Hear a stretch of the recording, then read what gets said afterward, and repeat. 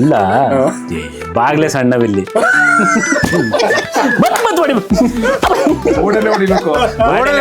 ಎಲ್ಲ ಚಿಕ್ಕ ಬಗ್ಗಿ ಸಂಚಂದಿರಬೇಕು. ಫಸ್ಟ್ ಹಾಫ್ನ ಇವರಿಬ್ರು ತುಂಬಾ ಚೆನ್ನಾಗಿ ಹೆಗಲ ಮೇಲೆ ಒತ್ತಿದ್ದಾರೆ.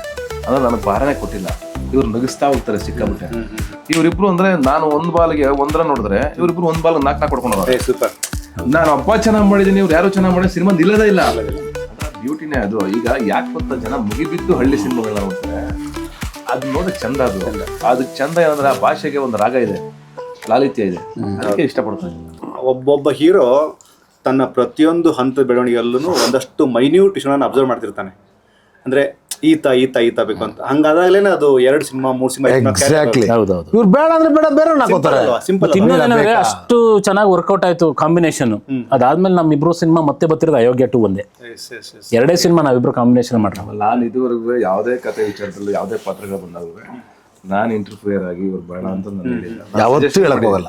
ನಾನು ಸಜೆಷನ್ ಕೊಡ್ತೀನಿ, ಇವ್ರನ್ನ ತಗೊಂಡ್ರೆ ಚೆನ್ನಾಗಿರುತ್ತೆ ಅಂತ.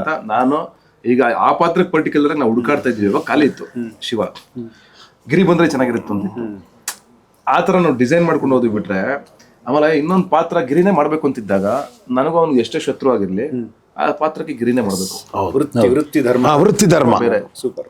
ಆಮೇಲೆ ಯಾವುದೇ ಕಾಸ್ಟಿಂಗ್ ಆಗಿರ್ಬೋದು, ಯಾವ್ದ್ರಲ್ಲೂ ನಾನು ಅಂದ್ರೆ ಇವ್ರು ಬೇಡ ಅಂತ ಇನ್ನೊಬ್ರಿಗೆ ಅನ್ಯಾಯ ಮಾಡಕ್ ನಾನು ಹೌದೌದು. ಆಮೇಲೆ ಕರೆಕ್ಟ್ ಅವಶ್ಯಕತೆ ಇದೆ ಆ ಪಾತ್ರಕ್ಕೆ, ಅವ್ರು ಬೇಕೇ ಬೇಕು ಅಂತಂದಾಗ ನಾನ್ ಇಂಟರ್ಫಿಯರ್ ಆಗ್ಬಿಟ್ಟು ಇವ್ರು ಬೇಡ ಅಂತ. ಈ ಕರೆಕ್ಟ್ ಕಾಸ್ಟಿಂಗ್ ಇದೆಯಲ್ಲ 50% ಸಿನಿಮಾನ ಗೆಲ್ಲಿಸ್ಬಿಡುತ್ತೆ. Exactly, very true. ಯಾಕಂದ್ರೆ ಆಸ್ ಎ ಕ್ಯಾರೆಕ್ಟರ್ ಕಾಣಿಸ್ಕೊಂತ ಇರ್ತಾರಲ್ಲ. ನೀವು ನೋಡಿ ಸಿನಿಮಾ ನೋಡಿ, ಅಯೋಗ್ಯ 2 1 ನೋಡಿದಿರಲ್ವಾ, 2 ನೋಡಿ, ಹೇ ಹಿಂಗೆ ಅಂತಿರುತ್ತೆ ಹೊರತು ಬೇರೆ ಏನು ಅನ್ಸೋದೇ ಇಲ್ಲ ನಿಮ್ಗೆ. ಆಮೇಲೆ ನನ್ನ ನಂಬಿಕೆ ಸಮುದಾಯದಲ್ಲಿ ನನ್ನ ನಂಬಿಕೆ ಇರೋದು, ಎಲ್ಲರೂ ಸೇರಿದ್ರೆ ಎಲ್ಲರೂ ಚೆನ್ನಾಗಿ ಮಾಡಿದ್ರೆ ಮಾತ್ರ ಸಿನಿಮಾ ಚೆನ್ನಾಗಿ ಸಿನಿಮಾ ಮಾಡೋ ರೀತಿ ಅದು. ನನಗಿಂತ ಚೆನ್ನಾಗಿ ಮಾಡಿದ್ದಾರೆ ಅಂತ ಇವ್ರಿಗೆ ಹೇಳಿದ್ರು 4 ದಿವಸ ಜನ. I am very happy. ಎಲ್ಲ ಮೊನ್ನೆ ಪ್ರೂವ್ ಆಯ್ತಲ್ಲ, ಅಂದ್ರೆ ವೇದಿಕೆ ಮೇಲೆ ನನಗಿಂತಲೂ ಇವರಿಬ್ರು ಚೆನ್ನಾಗಿ ಮಾಡಿದ್ದಾರೆ ಅಂತ ಹೇಳಿದ್ರಿ. ಅಂದ್ರೆ ಅದು ಅಂದ್ರೆ ಅವ್ರು ದೊಡ್ಡತನ. ಕೆಲವು ಆಕ್ಟರ್ಗಳು ನಾನು ಅದನ್ನ ಅಬ್ಸರ್ವ್ ಮಾಡಿದ್ದೀನಿ, ಕ್ಯಾಮ್ರಾನ ಮೆಚ್ಚಿಸ್ಬೇಕು, ಕ್ಯಾಮ್ರಾ ಹಿಂದಿರೋರು ಮೆಚ್ಚಿಸ್ಬೇಕು ಅನ್ನೋಂಥ ಪರ್ಸ್ಪೆಕ್ಟಿವ್ ಮಾತಾಡೋದು ನೋಡಿದ್ದೀನಿ. ಬಟ್ ನೀವು ಹೇಳಿದ್ದು ನನಗಿಂತಲೂ ಇವ್ರು ಚೆನ್ನಾಗಿ ಮಾಡಿದ್ದಾರೆ, credit goes to them only ಅಂತ ಅಂದ್ರಿ. ಅದು ಹೌದು. ಯಾಕೆಂದ್ರೆ ಇಡೀ ಫಸ್ಟ್ ಹಾಫ್ ನಾವ್ರಿಬ್ರು ಈ ಫನ್ ರಿಯಾಲಿಟಿ ಇದೆಯಲ್ಲ, ಅಂದ್ರೆ ಏನಂತಾರ ಅದಕ್ಕೆ ರೋಲರ್ ಕೋಸ್ಟರ್ ತರ ಇಡೀ ಸಿನಿಮಾನ ಹೆಗಲ್ ಮೇಲೆ ಉತ್ಕೊಂಡು ಹೋಗೋದಾಯ್ತಲ್ಲ, ಫಸ್ಟ್ ಹಾಫ್ನ ಇವ್ರಿಬ್ರು ತುಂಬಾ ಚೆನ್ನಾಗಿ ಹೆಗಲ್ ಮೇಲೆ ಒತ್ತಿದ್ದಾರೆ. ಅಂದ್ರೆ ನನಗೆ ಭಾರನೇ ಕೊಟ್ಟಿಲ್ಲ. ಇವ್ರು ನಗಿಸ್ತಾ ಹೋಗ್ತಾರೆ ಸಿಕ್ಕಾಬಿಟ್ಟೆ. ನಾನು ಎಲ್ಲಿ ನನ್ನ ಅವಶ್ಯಕತೆ ಏನಿದೆಯೋ, ನನ್ನ ಕ್ಯಾರೆಕ್ಟರ್ ಏನಿದೆಯೋ, ನಾನು ಏನು ಮಾಡಬೇಕು ಅದನ್ನು ಮಾಡಿದ್ದೀನಿ. ನನ್ನ ಲೈನಿಗೆ ಏನು ಬೇಕು, ನನ್ನ ಲಿಮಿಟೇಷನ್ಸ್ ಅಲ್ಲಿ ನನ್ನ ಕ್ಯಾರೆಕ್ಟರ್ ಲಿಮಿಟೇಷನ್ಸ್ ಅಂತ ಇರುತ್ತೆ, ಆ ಲಿಮಿಟೇಷನ್ ದಾಟಕ್ಕಾಗಲ್ಲ. ಆ ಲಿಮಿಟೇಷನ್ ನಾನು ಹೋಗಿದ್ದೀನಿ. ಬಟ್ ಇವರಿಬ್ರಿಗೂ ಆ ಲಿಮಿಟೇಷನ್ಸ್ ಇಲ್ಲ. ಇವರಿಬ್ರು ಅಂದ್ರೆ ನಾನು ಒಂದ್ ಬಾಲ್ಗೆ ಒಂದರ ನೋಡಿದ್ರೆ ಇವರಿಬ್ರು ಒಂದ್ ಬಾಲ್ 4 ಕೊಡ್ಕೊಂಡು ಹೋಗೋದು. ಸೂಪರ್. ಅಂದ್ರೆ ಅದನ್ನ ಅಪ್ರಿಶಿಯೇಟ್ ಮಾಡೋದು. ಆಮೇಲೆ ನಾನೇನ್ ಹೇಳಿದ್ರು ಮುಚ್ಚಿಟ್ರು ನಾಳೆ ಸಿನಿಮಾ ನೋಡಿದಾಗ ಜನ ಕಾಣಿಸ್ತದಲ್ಲ. ಅಂದ್ರೆ ಅದನ್ನ ನಾವ್ ಎಂಜಾಯ್ ಮಾಡ್ಬೇಕು. ನನ್ನ ಆಕ್ಟರ್ಗಳು ಅಷ್ಟು ಚೆನ್ನಾಗಿ ಮಾಡ್ತಾರೆ, ಅವರಿಬ್ರು ಕಾಂಟ್ರಿಬ್ಯೂಷನ್ ಅಷ್ಟು ಚೆನ್ನಾಗಿದೆ ಈ ಸಿನಿಮಾಗೆ ಅಂತಂದಾಗ ಐ ಆಮ್ ವೆರಿ ಹ್ಯಾಪಿ. ಆ ತರ ರವಿಶಂಕರ್ ಅವ್ರಾಗ್ಬೋದು, ತಗರಾಣಿ ಅವ್ರಾಗ್ಬೋದು, ಅರುಣಾ ಬಾಲರಾಜ್ ಆಗ್ಬೋದು, ರಚಿತಾರಾಮ್ ಅವ್ರಾಗ್ಬೋದು, ಎಲ್ಲರೂ ಅವ್ರವ್ರ ಪಾತ್ರಗಳನ್ನ ಸಕ್ಕತ್ತಾಗಿ ಹೊಡ್ಕೊಂಡು ಹೋಗಿದ್ದಾರೆ. ಅವ್ರೆಲ್ಲರೂ ಸೇರಿ ಚೆನ್ನಾಗಿ ಮಾಡಿದ್ರೆ ಸಿನಿಮಾ. ನಾನು ಹಬ್ಬ ಚೆನ್ನಾಗಿ ಮಾಡಿದೀನಿ, ಇವ್ರು ಯಾರು ಚೆನ್ನಾಗಿ ಮಾಡಿದ್ರೆ ಸಿನಿಮಾ ನಿಲ್ಲದೇ ಇಲ್ಲ. ಫಾರ್ ಎಕ್ಸಾಂಪಲ್ ನಾನು ಕೊಡೋದು ಬಂಗಾರದ ಪಂಜರ ಸಿನಿಮಾ ತಗೊಳ್ಳಿ. ಹೆಂಗಿದೆ ಸಿನಿಮಾ? ಬಂಗಾರದ ಪಂಜರದಲ್ಲಿ ಅಶ್ವಥ್ ಸರ್ದ್ ಹೆಂಗಿದೆ, ಬಾಲಕೃಷ್ಣ ಅವ್ರದ್ದು ಹೆಂಗಿದೆ, ಶಿವರಾಮ್ ಅವ್ರದ್ದು ಹೆಂಗಿದೆ ಪಾತ್ರಗಳು, ಪ್ರತಿಯೊಂದು ಪಾತ್ರಗಳು ತಗೊಳ್ಳಿ ನೀವು. ಖುಷಿ ಆಗ್ತಿರ್ದ ಲೆಜೆಂಡ್ರಿಗಳು ಎಷ್ಟು ಬೇಗ ಎಷ್ಟು ಕನೆಕ್ಟ್ ಆಗ್ಬಿಟ್ರಿ. ಬಂಗಾರದ ಮನುಷ್ಯ ತಗೊಳ್ಳಿ, ಬಂಗಾರದ ಪಂಜರ ತಗೊಳ್ಳಿ, ಜೀವನ ಚೈತ್ರ ತಗೊಳ್ಳಿ, ಒಡ ಹುಟ್ಟಿದವರು ತಗೊಳ್ಳಿ, ಅಥವಾ ನೀವು ಯಜಮಾನ ತಗೊಳ್ಳಿ, ಅಥವಾ ನೀವು ಬೇರೆ ಯಾವ್ದು ಅಂಬರೀಷ್ ಸಿನಿಮಾಗಳನ್ನೇ ತಗೊಳ್ಳಿ.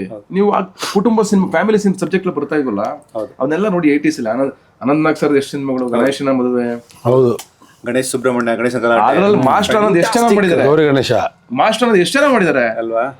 ಅಲ್ಲಿ ನೋಡಿ ಖುಷಿ ನೋಡಿ ಹೆಂಗಿದೆ ಮಾಸ್ಟರ್ ಏನ್ ಮಜಾ ಕೊಡ್ತಾರ, ಎಂಜಾಯ್ ಮಾಡ್ತಿದ್ವಲ್ಲ. ಇವೆಲ್ಲವೂ ಜೆನ್ಯೂನ್ ಫೀಲಿಂಗ್ಗಳು. ಅಂದ್ರೆ ಅವರ ಆಬ್ಸೆನ್ಸ್ ಕೂಡ ನಾವು ಫೀಲ್ ಮಾಡ್ತೀವಿ. ಹಬ್ಬ ಸಿನಿಮಾ ಅಲ್ಲ, ಮಾಸ್ಟರ್ ಅನ್ನೋದು ಕನೆಕ್ಟ್ ಆಗಿದ್ದು ಈ ಕಡೆ ಇವರಿಗೆ ಕಾಮಿಡಿ ಅಂತಂದಾಗ. ಅಲ್ಲ, ಹಬ್ಬ ಸಿನಿಮಾ ತಗೊಳ್ಳಿ, ಎಷ್ಟು ಜನ ಅದ್ರಲ್ಲಿ ಆಕ್ಟ್ ಮಾಡಿರೋದು. Vishnuvardhan sir, Ambareesh sir, Devaraj sir, Shashikumar sir, Ramkumar sir. ಹಾಗಾಗಿ ರೀಸೆಂಟ್ ಆಗಿ ಭಾರಿ ವಯನಾಗೈತೆ ಅನ್ನೋ ಸಾಂಗ್ಗೆ ಇನ್ನೊಂದು ಕನೆಕ್ಟ್ ಆಗಿದೆ, ನಿಮ್ ಗಮನಕ್ಕೆ ಬಂದಿಲ್ಲ ಅನ್ಸುತ್ತೆ. ಪ್ರೇಮಾಚಾರಿ ಸಿನಿಮಾದ ಏನು ವೈನ ಕಾಣಿಸ್ತಾವಳೆ ನನ್ನನ್ನು, ಇದನ್ನ ನಾನು ಯಾಕೆ ಸ್ಪೆಸಿಫೈ ಮಾಡಿದ್ರೆ ಪದಗಳ ಅರ್ಥ ಗೊತ್ತಿಲ್ಲ. ವೈನಾಗವಳೆ 90ರಲ್ಲಿ ಹಂಸಲೇಖ ಅವರು ಪ್ರೇಮಾಚಾರಿಗೆ ಬಳಸಿ ಕ್ಲಾರಿಫೈ ಮಾಡ್ತೀನಿ. It's genuine respect. ಹೌದು, ಅದೆಷ್ಟು ಅಂದ್ರೆ ಎಷ್ಟು ಎನರ್ಜಿ ಕೊಡುತ್ತಲ್ಲ, ಅಂದ್ರೆ ಕೆಲವು ಪದಗಳು ವೈಯಾರ, ವೈನಾಗವಳೆ, ಬಿಂಕ, ಏನ್ ಪಸಂದಾಗವಳೆ, ವಸಂತಗವಳೆ, ಸಖತಗವಳೆ, ಇವೆಲ್ಲ ಇದಾವಲ್ಲ, ಇವೆಲ್ಲ ಗ್ರಾಮ್ಯ ಪದಗಳು. ಅದರ ಬ್ಯೂಟಿನೇ ಅದು. ಈಗ ಯಾಕೆ ಗೊತ್ತಾ, ಜನ ಮುಗಿಬಿದ್ದು ಹಳ್ಳಿ ಸಿನಿಮಾಗಳನ್ನ ನೋಡ್ತಾರೆ, ಅದು ನೋಡಕ್ ಚಂದ. ಅದಕ್ಕೆ ಚಂದ ಏನಂದ್ರೆ ಆ ಭಾಷೆಗೆ ಒಂದು ರಾಗ ಇದೆ, ಲಾಲಿತ್ಯ ಇದೆ, ಅದಕ್ಕೆ ಇಷ್ಟಪಡ್ತಾರೆ.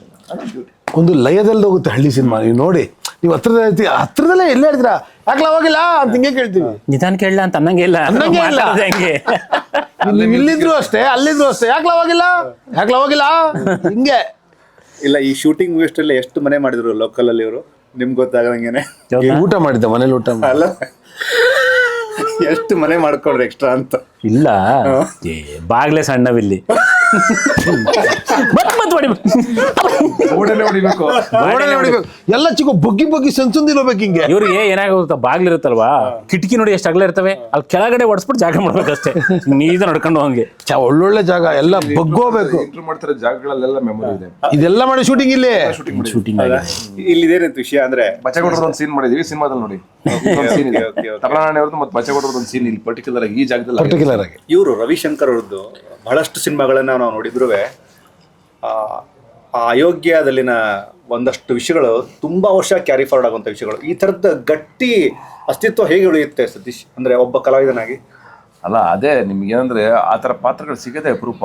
ಅವ್ರು ಸಿಕ್ಕದ್ರಿಂದ ಏನು ಗೊತ್ತಾ, ಈಗ ಎಷ್ಟೋ ಸಲ ಐ ಆಮ್ ವೆರಿ ಲಕ್ಕಿ. ನಾನು ಥ್ಯಾಂಕ್ಸ್ ಹೇಳ್ಬೇಕು ಪವನ್ಗಾಗಲಿ, ಯೋಗರಾಜ್ ಸರ್ಗಾಗಲಿ, ಆ್ಯಂಡ್ ಅರಸ್ವಂತ್ ಅವ್ರಿಗೆ, ಜಯತೀರ್ಥ ಅವ್ರಿಗೆ, ಮಹೇಶ್ಗೆ, ಆಮೇಲೆ ಪ್ರತಿಯೊಂದು ನನ್ನ ನಿರ್ದೇಶಕರುಗಳು ಯಾರು ಇದ್ದಾರೆ ಎಲ್ರಿಗೂ ಥ್ಯಾಂಕ್ಸ್ ಹೇಳಬೇಕು. ಬ್ಯೂಟಿಫುಲ್ ಮನಸ್ಸು ಜಯತೀರ್ಥ ಅವ್ರಿಗೆ. ಹೌದು ಪಾಪ. ಯಾಕೆಂದ್ರೆ ಅವ್ರು ಬರ್ಕೊಂಡು ಅಷ್ಟು ಚೆನ್ನಾಗಿ ಅವ್ರೇನೋ ವರ್ಷಾನ್ಗಟ್ಲೆ ಟೈಮ್ ತಗೊಂಡು ಒಂದು ಸ್ಕ್ರಿಪ್ಟ್ ಮಾಡಿರ್ತಾರೆ. ಅವ್ರ ಡೆಡಿಕೇಶನ್, ಅವ್ರ ಶ್ರಮ, ಅವ್ರ ಅನುಭವಗಳು, ಅವ್ರು ನೋಡಿದ್ದ ಊರು, ಅವ್ರು ನೋಡಿದ ಪಾತ್ರಗಳು, ಅದನ್ನ ಬರೆದು ನಮ್ಮನ್ನು ತಗೊಂಡಾಗ ಅಲ್ಲಿ ಫಿಟ್ ಮಾಡೋದಾಯ್ತಲ್ಲ. ಆ್ಯಂಡ್ ಅದರಿಂದ ಇವತ್ತಿಗೂ ನನಗೆ ಖುಷಿ ಏನು ಗೊತ್ತಾ, ಒಂದೇ ಸಿನಿಮಾ ಹೆಸರು ಹೇಳೋದಲ್ಲ, ಅಂದ್ರೆ ಬ್ಯೂಟಿಫುಲ್ ಮನ್ಸುಗಳು ಅಂತಾರೆ, ಲೂಸಿಯಾ ಅಂತಾರೆ, ಡ್ರಾಮಾ ಅಂತಾರೆ. ಇವತ್ತಿಗೂ ನಾನು ನೆನಪಿದೆ, ವಿಜಯನಗರದಲ್ಲಿ ಒಂದ್ ಯಾವ್ದೋ 9th 10th ಪಕ್ಕದಲ್ಲ ಸಲೂನ್ ಹತ್ರ ಒಂದೇನೋ ಶೂಟಿಂಗ್ ಮಾಡ್ತಾ ಇದ್ರಿ ನೀವು. ನಾನು ಶೂಟಿಂಗ್ ನೋಡ್ತಾ ಇದ್ದೆ. ಹೌದು, ತುಂಬಾ ಜನ ಕ್ರೌಡು, ನೀವು ಮತ್ತೆ ಶ್ರುತಿ ಹರಿಹರನ್ ಅವರಿದ್ರು. ಅಂದ್ರೆ ಕನೆಕ್ಟಿವಿಟಿ ಅಲ್ವಾ. ಒಂದು ಈ ಸಿನಿಮಾದ ಒಂದು ಮೇನ್ ಪ್ಲಸ್ ಅಂದ್ರೆ ನನಗೆ ಕಂಪ್ಲೀಟ್ ಕಾಂಟೆಂಟ್ ನನಗೆ ಇಷ್ಟ ಆಯ್ತು, ಓವರ್ ಆಲ್ ಕಾಂಟೆಂಟ್. ಜೊತೆಗೆ ನೀವು ಮಾಡಿದಂತಹ ಸಿನಿಮಾಗಳ ಲಿಸ್ಟಲ್ಲಿ one of the best cinema ಆಗುತ್ತೆ ಅನ್ನೋಂಥ ಪರ್ಸ್ಪೆಕ್ಟಿವ್. ನಿಮ್ಮ ಪ್ರಕಾರ ಕಾಮಿಡಿ ಅಂದ್ರೆ ಏನು ಶಿವಣ್ಣ? ಅಂದ್ರೆ ಆಕ್ಟರ್ ಆಗಿಲ್ಲ, ಕಾಮಿಡಿ ಅಂದ್ರೆ ಏನು? What is comedy exactly? ಅಲ್ಲ, ಎದುರುಗಡೆ ಇರೋರನ್ನ ನಗಿಸ್ಬೇಕು, ಆದರೆ ಅವ್ರನ್ನ ಮನ್ಸಲ್ಲಿ ನೋವು ಮಾಡ್ಬೋದು, ಮೇಲ್ಗಡೆ ಮಾತ್ರ ನಗೋ ಥರ ಮಾಡಬಾರ್ದು. ಅಂದರೆ ವ್ಯಂಗ್ಯವಾಗಿ ಹಾಸ್ಯ ಮಾಡಬಾರ್ದು. ನೀವೇನೋ ಒಂದು ಹಾಸ್ಯ ಮಾಡಿದ್ರಿಂದ ಅಥವಾ ನೀವೇನೋ ಮಾತಾಡಿದ್ರಿಂದಾಗ ಎದುರುಗಡೆ ಮನಸ್ಸಲ್ಲಿ ಖುಷಿಯಾಗಿ ಮುಖದಿಂದ ನಿಜವಾದ ನಗು ಬರುತ್ತಲ್ವಾ, ಅದು ಹಾಸ್ಯ. ಇಲ್ಲ ಏನೋ ವ್ಯಂಗ್ಯ ಮಾಡಿ ಅವನ ನ್ಯೂನ್ಯತೆನೇ ಇಟ್ಕೊಂಡು ಅವನನ್ನೇ ವ್ಯಂಗ್ಯ ಮಾಡಿ ಬೇರೆ 4 ಜನ 100 ಜನ ಇರಲಿ, ಒಬ್ಬ ಬೇಜಾರು ಮಾಡಿ ಒಬ್ಬಂಗೆ ಬೇಜಾರು ಮಾಡಿ 99 ಜನ ನಗಿಸ್ಬಾರ್ದು. 100 ಜನ ನಗಬೇಕು. ಆ್ಯಕ್ಟಿಂಗಿಂದ ನಾವು ಮಾಡೋವಂಥ ಒಂದು ಚಿಕ್ಕ ಹಾಸ್ಯದಿಂದ ಅವ್ರ ಮನ್ಸಾರೆ ನಕ್ಕು ಮನ್ಸು ಹಗುರಾಯಿತು ಅಂದರೆ ಅದು ಕಾಮಿಡಿ.